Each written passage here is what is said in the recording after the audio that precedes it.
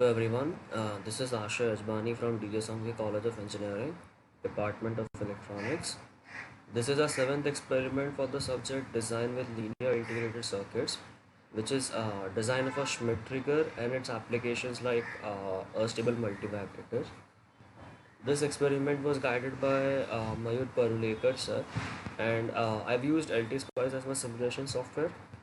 Now let's have a look at all the circuits in simulation. So this is the Schmidt trigger circuit. We use a Schmidt trigger circuit instead of the open loop comparators because they have a very big disadvantage that they don't work properly at higher frequencies. The output voltage is very much distorted as we saw in the previous experiment. So in the Schmidt trigger circuit, we apply sinusoidal input at the non-inverting terminal, and a positive feedback is given by a voltage divider.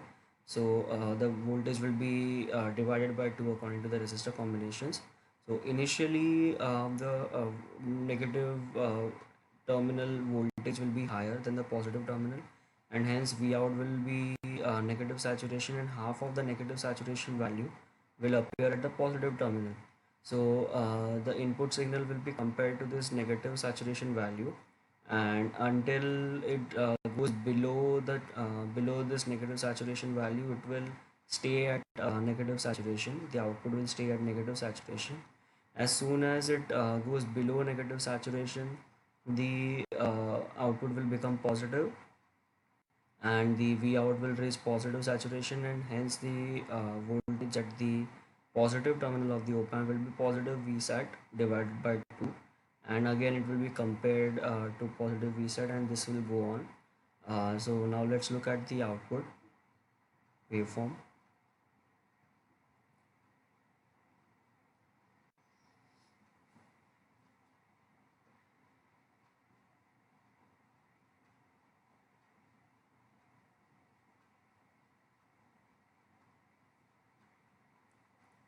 Here, as we can see, that the transition from high to low and low to high is not as frequent as in the open loop comparators, and hence it is less susceptible to noise.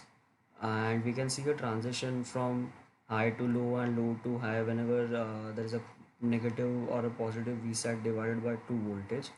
And again, it won't be exact voltage because of the slew rate of the op amp. This isn't a straight line, it is slightly diagonal. Now let's have a look at the applications of the Schmidt trigger, which is the multivibrator. So let's see the circuit. So this is the stable multivibrator circuit. It is almost similar to the Schmidt trigger, except that at the input we have a capacitor, and we also have a negative feedback. So the frequency of the input signal will be governed by the R and C combination, and here we also have a feedback fraction, and which is beta, and it will be 2 upon R1 plus R2. So now let's run the circuit and visualize the output.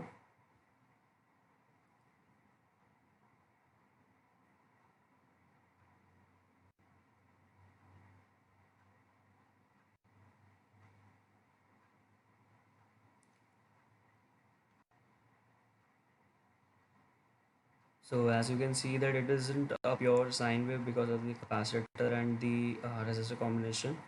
So green colored wave will be the input, and the blue colored waveform is the output, and the output waveform generation is similar to that of a Schmidt trigger. So now let's look at how we can generate a triangular or a sawtooth waveform using this stable multivibrator.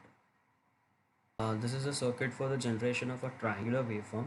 So as you can see that the initial circuitry is the stable multivibrator itself, which will generate a square wave. That square wave is given to the differentiator, which will convert the square wave into a triangular waveform. So now let's look at the output waveform.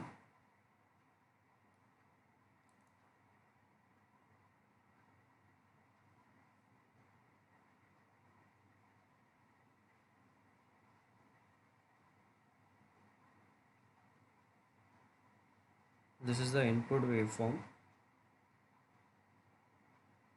and here we can see, let me expand the window. Here we can see that the input waveform is converted to a triangular waveform, the blue colored waveform. Thank you.